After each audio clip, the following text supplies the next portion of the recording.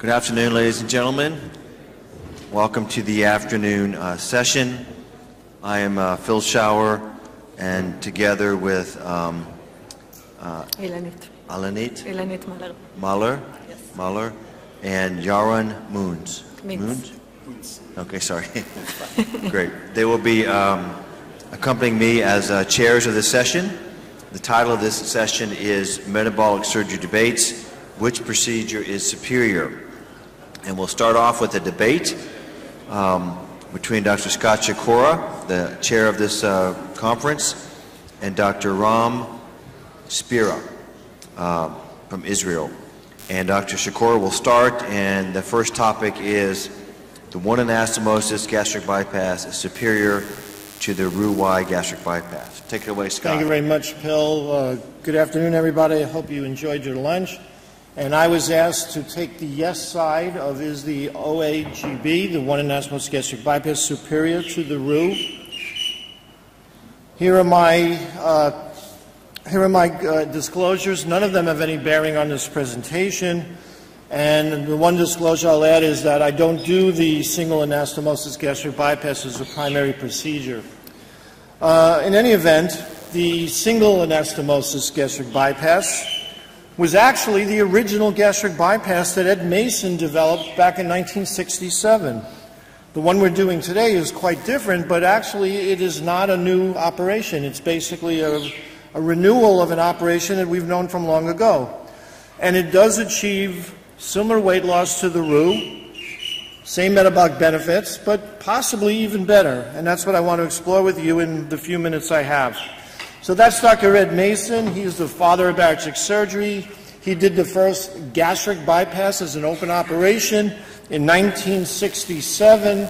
And the operation that he had some technical points that are worth mentioning. For instance, the stomach was cut horizontally, not vertically like we do now. All the short gastric vessels were taken down like we do a sleeve, and then a loop of small bowel was anastomosed to where the spleen was at the highest point on the greater curvature, under tension. This operation, unfortunately, had a very high leak rate because of the tension, and because it was bile and pancreatic enzymes that were leaking out, it had a very high fatality rate. And Dr. Mason himself realized that this was probably not the future, and then went on to develop things like the gastroplasty. Over many years and many different permutations by many surgeons, we ended up with the Roux-Y gastric bypass with a vertical staple line, the anastomosis of a Roux limb, not a loop, and in an area where there was least tension on the stomach as opposed to the most tension. And this has become essentially the operation we have performed for all these many years. However, Dr. Rutledge, an American trauma surgeon, developed what he called the mini gastric bypass, which was essentially a loop gastric bypass. He created a pouch that instead of being shaped like a box or a sphere, was shaped more like a sleeve. And then he brought up the small bowel as a loop, and he did one anastomosis, and he was doing these operations in about 30 minutes. So what could be the benefits of that type of an operation? Well, I've given you the hint, 30 minutes. Less surgery, one less anastomosis, one less trap to close, one less area for complications. So it was clearly simpler and safer than a Roux. The marginal ulcers and internal hernias were reduced because you eliminated one of the hernia sites, which was the intermesenteric space. Whoops, sorry about that. Less risk of bleeding, once again, because it's half the operation. Lower complication rates, easy to reverse. You can just take the loop off of the pouch, connect the pouch to the fundus, and you're done. So there is an out if needed to be. Shorter learning curve, and we'll explore that in a moment. So if you look at the literature, and I'm going to look at only the big series of very well-respected researchers to show you what I believe to be good data on the benefits of this procedure. Now in France, 1,000 cases, OR time a little less than 90 minutes, excellent weight loss at 5 years of 69%, a very low complication rate, no deaths, minimal leaks, and only a 0.4% severe bile reflux, and we'll talk more about that in a moment. This is Dr. Musala. He's here today, and you could ask him if you have any questions. Also, almost 1,000 patients, excellent weight loss at 5 years, low complication rate, low bile reflux rate. But look over here as well. At 5 years, diabetes resolution, hypertension resolution, that seems to be better than what we can achieve with our RU. Jean-Marc Chevalier from Paris, 1,000 patients, another large series, although it did narrow down quite a bit at 5 years, but once again, very similar numbers to the other two that I've already shown you, and once again, seemingly superior results when it comes to the metabolic disorders. And this is his results here, his complications. You can see very small numbers for a series of 1,000 patients. Another faculty member here, Dr. Parmar. This was a meta-analysis of 12,800 patients, typical patients by age and by BMI, in 6 months to 12 years follow-up, and again, these same low numbers for complications. Here's more of his data, and as you can see, the weight loss is maintained well at 12 months, and the resolution of diabetes, hypertension, and gastroesophageal reflux are quite good. Now, what about studies comparing them head-to-head? This is Wei J. Lee, did over 1,000 single anastomoses versus almost 500 RUs, and he found there was statistically shorter amount of time to do the one anastomosis. Complication rate was low, but there was no statistical significant differences. Weight loss at 5 years was better because it's more malabsorptive, as we've heard about this morning, and the revision rate was similar. And he noticed something that's intuitive. With the RU, you had more anatomic problems, and with the one anastomosis, you had more nutritional problems. This is Jammu from India, and again, I sound like I'm repeating myself, but it's because they're all saying the same things. Look at these great results with the one anastomosis bypass. What about in the super obese? Dr. Palmer looked at that as well. 19 one anastomosis, 47 RUs, very small series. But even in the small series, the numbers don't lie and they reach statistical significance. Now, one of the things we talked about briefly in the last session, but it will always come up when you talk about this operation, is the bile reflux and the propensity for the potential for cancer of the esophagus because of bile rising up into the esophagus and refluxing. And in the animal models, that clearly happens. These are 3 separate studies looking at animals subjected to bile in their esophagus, and they would get cancer. In this study, Dr. Nishijima reconstructed the gastroesophageal region in different ways, creating in some cases a RU, in some cases a loop. And wherever he did a RU, there was no percent of animals that went on to develop adenocarcinoma, nor that developed Barrett's esophagitis, but in every loop construction, that's exactly what happened. So is it a real problem in humans? Humans are not necessarily the same as rats.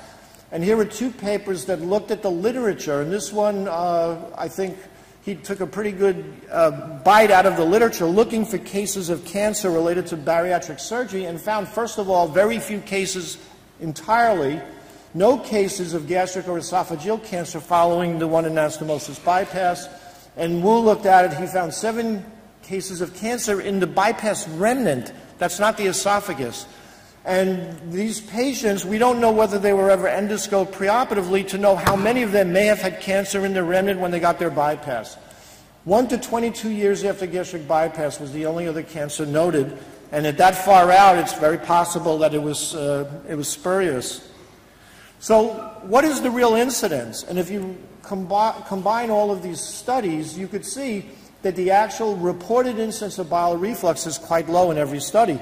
And if I was explaining the operation to a patient and said, you know, there's about a 0.7% chance that you may get bile esophagitis and it may not be manageable medically, we might have to do a RU or a Braun enteronephrostomy, I think that's a pretty reasonable number. In fact, I don't think that we have a difference when it comes to the RU with the risk of bile at those low incidences. So I don't think we're dealing with this real serious problem here that isn't something we're dealing with our other procedures.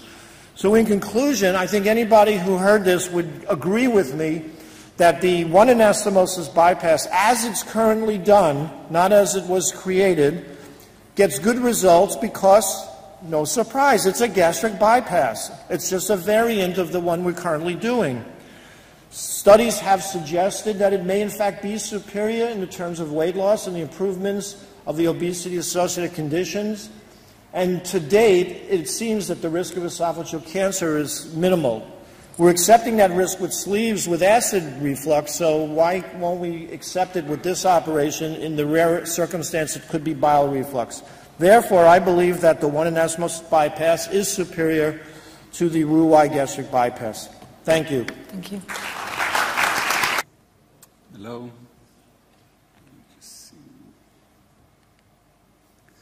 I have nothing to disclose. This is my case mix of operations. I have not performed mini gastric or single one anastomosis gastric bypass. And I will talk about the immediate complications outcome, the long-term complications, and my concerns. As of early complications, there are 4 randomized prospective trials, and the complication rate, which is a little underestimated, is at 8.9, and the reoperation rate is 1.5%. In secondary procedures, it is obviously larger. Basically, it's not very much different from Roux-Y gastric bypass. As for weight loss, in these 4 randomized trials, there have just been 191 patients. So the excess weight loss is 67 almost % at 1 year. But at the in prospective cohorts, you can see a 72 excess weight loss in 5 years, which is basically not significantly different than a Roux-Y gastric bypass. As for resolution of diabetes, 5 years is about 60% in these trials. A1C less than 1% complete cure from diabetes, which was not different from a randomized sleeve group at in the same paper. So basically, it is not much different than the Roux-Y, the 2 anastomosis gastric bypass. Now, afferent loop syndrome, which is something we've all learned to perform when we did gastric ulcer surgery, we've all learned that it's something that you need to make a very short in order to not to get the afferent loop syndrome complication. And very few reports about afferent loop syndrome have been reported, but if you look at Jacques Himpence's conversion operations from one anastomosis gastric bypass to Roux-Y, you see that 6 of the 28 patients that he converted had afferent loop syndromes. Bile reflux is another problem, different reports between 1 and 4%. I think it is underreported. And marginal ulcer, the incidence is also reported anything between 0.5 to 8%. I must say that internal hernia and bowel obstructions are probably lower in the one anastomosis gastric bypass, but there are not real true good data about anything. As for reflux, in the series, the large 1,000 patient series by Chevalier, they do not select patients who had reflux to do one anastomosis gastric bypass. So it's very difficult because these patients are selected for the Roux-Y. Many others do recommend one anastomosis even if patients have reflux.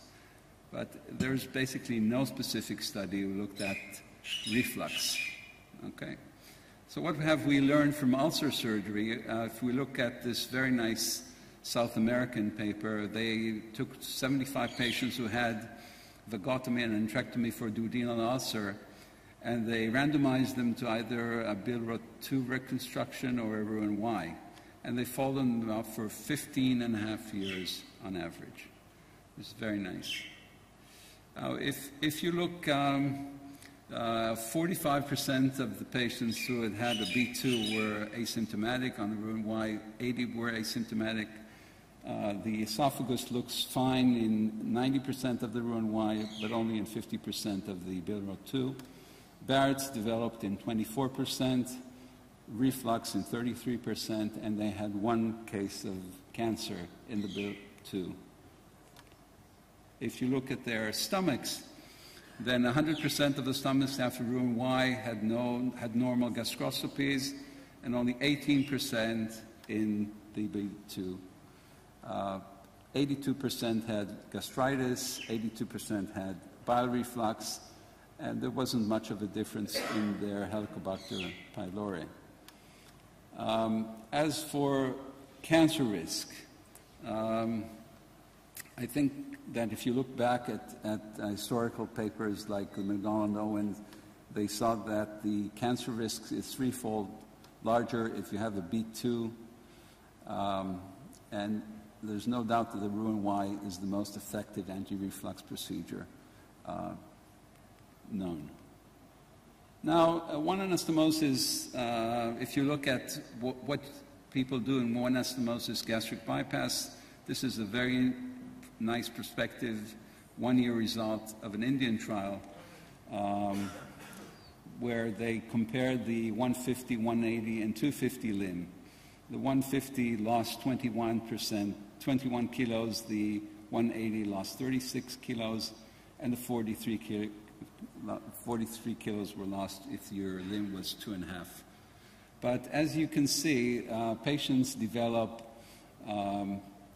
nutritional deficiencies, which are very, very impressive in their percentage. You can say that these are Indian, which eat more vegetarian foods and less protein, but it is absolutely proof that one anastomosis is really basically a malabsorptive procedure. And malabsorptive procedures, if you look back, have come down in percentage, and they stand at about 1% of the world operations performed globally. This is from the IFSO Global Report.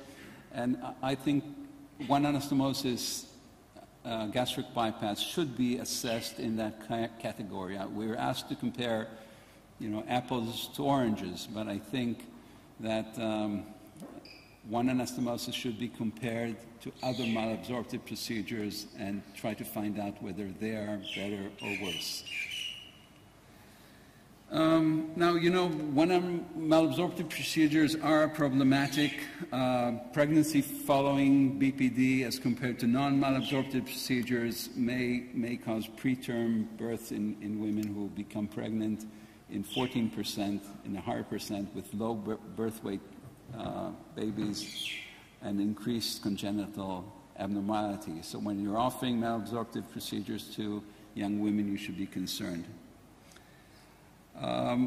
My conclusion is basically that there is not enough data. I think there is only very little randomized prospective trials. Obviously, one anastomosis gastric bypass is not the ideal bariatric operation we're all trying to look for.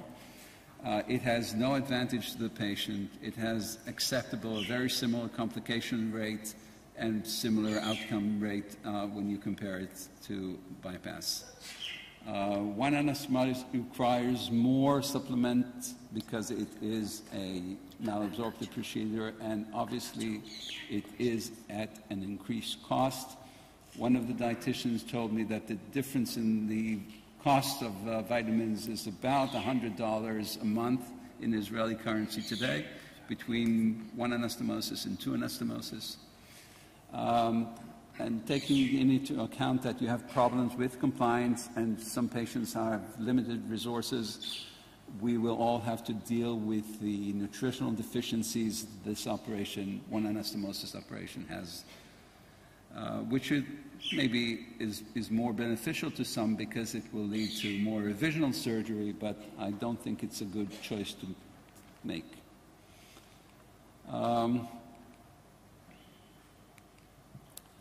As for my concern on the long-term complications with bowel reflux, I think I've presented my reservations as to the risk of development of cancer. I think that in this very nice presentation we saw the cancer develop after 15 years.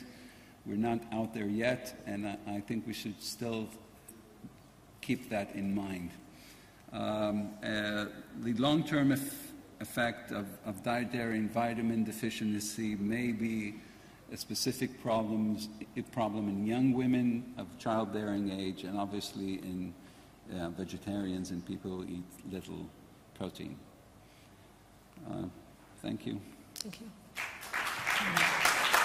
I'm not going to beat Ram up too much because he is a good friend of mine, but I think he made a few mistakes, and I just want to point them out. First of all, when he said the risk of complications, there were similar rates. I mean, there were lies, damn lies, and statistics. The numbers were different, not the same. I mean, they were dramatically different. They were statistically significantly different in many cases. Number two, you compared the one anastomosis bypass to the Billroth 2. It's not a Billroth 2. It's a completely different reconstruction.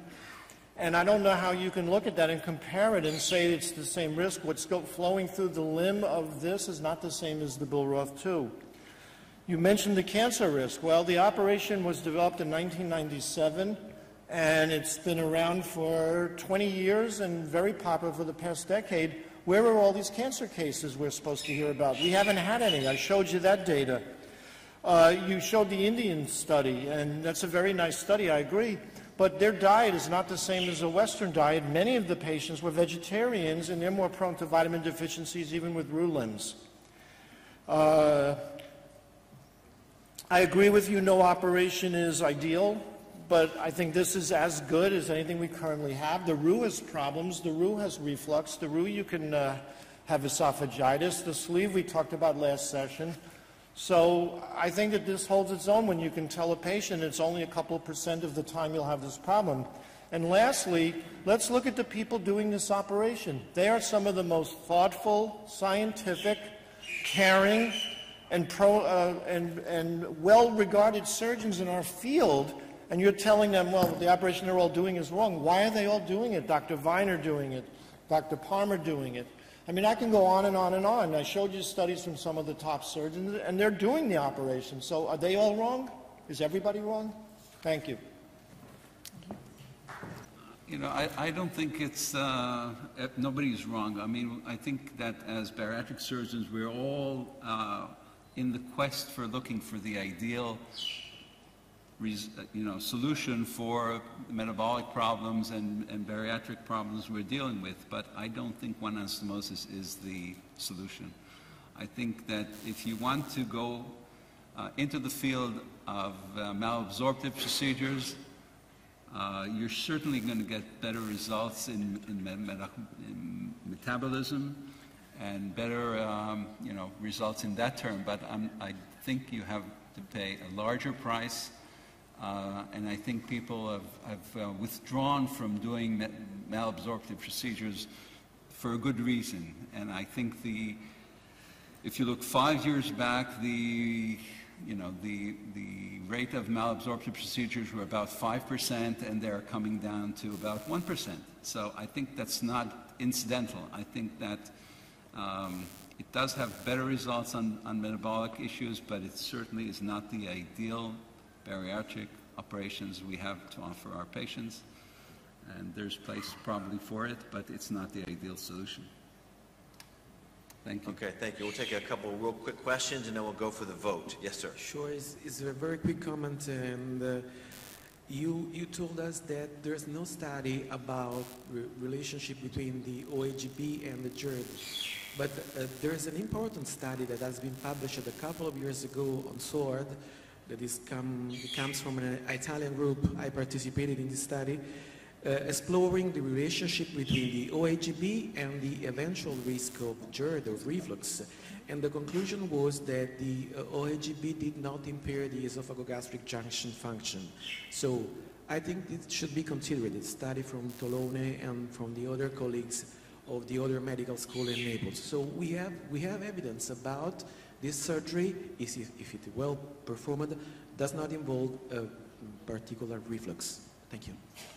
Yeah, I'm sorry. I think we're limited on time here. Sorry, Mitch. But I do have one quick question for Dr. Shikora. Dr. Shikora, you don't perform this procedure. You say all these great things about it, so it makes me wonder, why don't you perform this operation? If I can get the insurance companies in my town to pay for it, I would actually. I started the process of negotiating. Okay. Let's do a study. Okay, very good.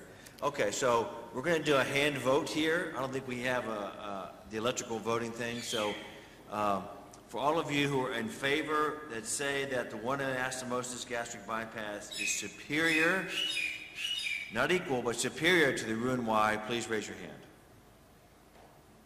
Okay. I'd say it's about maybe 10 or so. Okay.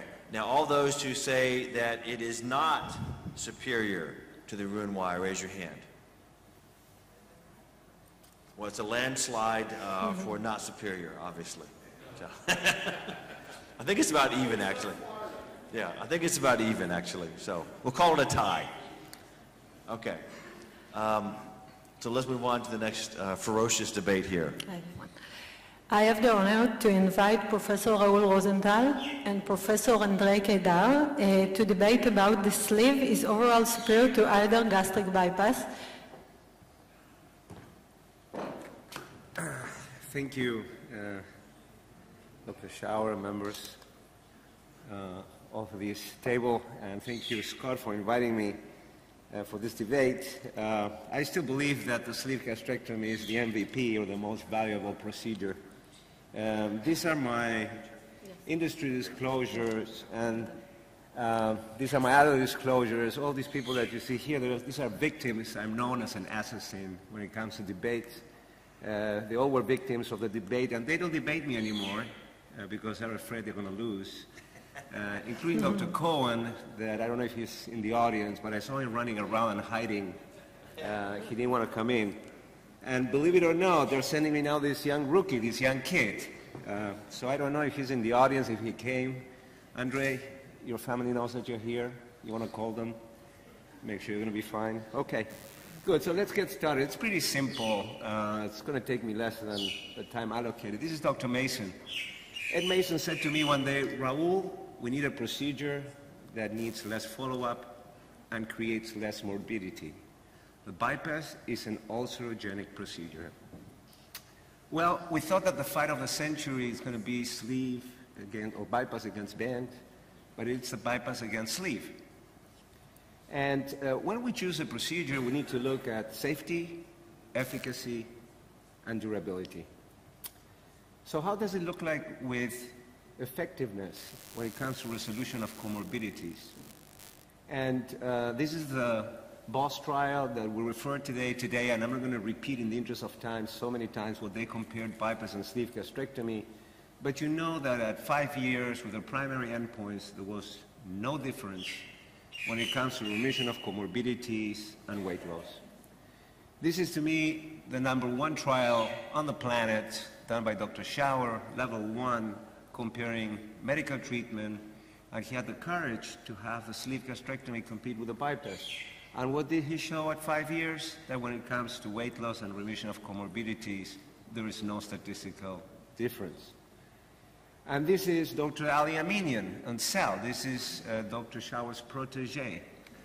And long-term weight loss outcomes in RCTs are comparable for those procedures. 5-year data, Stampede, BOSS, Sleeve Pass, showed only a modest difference in body mass index and weight between the two procedures. All RCTs have reported comparable changes in blood glucose, hemoglobin, frequency of long-term diabetes remission after both procedures. So no differences. Sleeve gastrectomy and gastric bypass appear to be similarly effective in reducing blood pressure and lipid panel. Conclusion, bypass and sleeve gastrectomy are fairly similar in terms of the long-term effects on excess weight loss, cardiometabolic risk factors, and quality of life. Sleeve gastrectomy, however, safer procedure with distinct metabolic advantages. So, first conclusion, sleeve better than bypass. Let's go to durability. And here I think we have a problem. I think the jury is still out because nobody can get even close to Ted Adams' study published in New England Journal of Medicine with 12 years of follow-up showing excellent maintenance of weight loss in patients that had a gastric bypass in up to 51% of excess body weight loss. So this, in case that Dr. Kiter was going to use it in his slides, I wanted to criticize this that was published in SWORD. I criticized myself when it was presented at Obesity Week because look at the end. They are comparing the bypass, which is 22,000 cases, versus the sleeve, 1,700, at the very beginning of the era of sleeve gastrectomy. First, when there was a learning curve. Second, when sleeve gastrectomy was used as a stage approach. So it was an unfair comparison to come up with a conclusion saying that you have more conversions and revisions with sleeve gastrectomy than with gastric bypass. So I think when it comes to durability, the jury is still out there.